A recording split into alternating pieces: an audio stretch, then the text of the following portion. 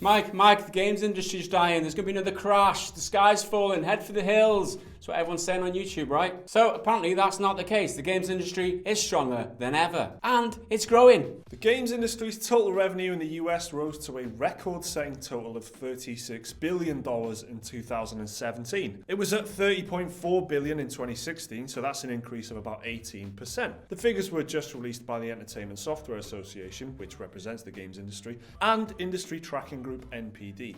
The data counts hardware sales, including peripherals, as well as software revenue from both physical and digital sales, including things like in-game purchases and subscriptions. ESA President and CEO Michael Gallagher said, quote, "The spectacular growth of our industry in 2017 proves video game developers, artists and storytellers are the brightest lights in the US economy, finding more ways to delight the world's 2.6 billion gamers each year." Hardware revenue for the industry was up $1.1 billion over 2016, hitting $6.9 billion in 2017. But the real growth was in software, which rose to $29.1 billion in 2017 compared to $24.6 billion in the year before. The report asserts that the US games industry is, quote, "one of the nation's fastest growing economic sectors." It says it provides 220,000 jobs. Matt Piscatella of the MPD group said, quote, "2017 was a special year for the industry and for everyone who loves games." The MPD group has also just revealed in its own separate set of data that in December 2017, US PC and console consumer spending rose 10% year over year to $3.28 billion.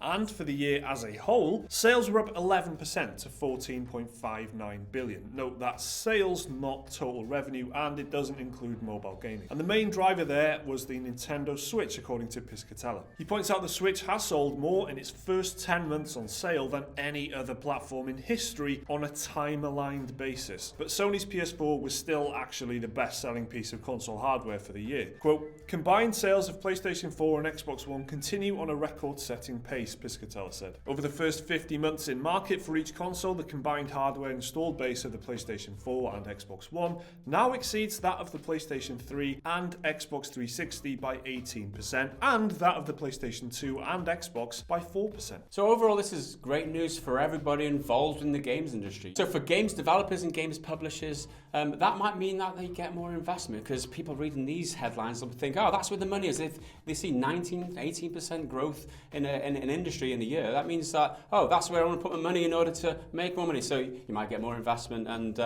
more money for making games. For gamers like ourselves, it's great news, because if more people are making games, that means more variety of games, more different types of games. It's good news for everybody. It does kind of fly in the face in a lot of the kind of punditry online about the way the games industry is going, because whatever they are doing, as shitty as some of it is, it clearly is working because they're making a lot of money. It's bigger than the movie and music industry combined. It has been for some years now. The movie industry was worth about $38 billion in 2016 across the whole world, and this year the games industry is $36 billion just in the US. I mean, it's a massive industry. This kind of stuff is what I think a lot of people forget when we talk about the state of the games industry and how things are going and some of the business models that they use. It is an enormous industry. It is absolutely massive. Regardless of all that, or maybe even because of all that, because of the fucking loot boxes and all the in-game purchases and microtransactions and stuff, it's making them a lot of money. The PlayStation 4 and Xbox One are actually doing better than the PS2 and Xbox, and the PS3 and Xbox 360 shows that this is a growing thing over a long term as well. This isn't over the last few years. Gaming is outpacing itself after every generation, it seems. So there's no stopping it. I mean, you touched on there about loot boxes, Mike. I mean, a lot of people would say that the bubble would burst, that kind of thing. Yeah, so exactly.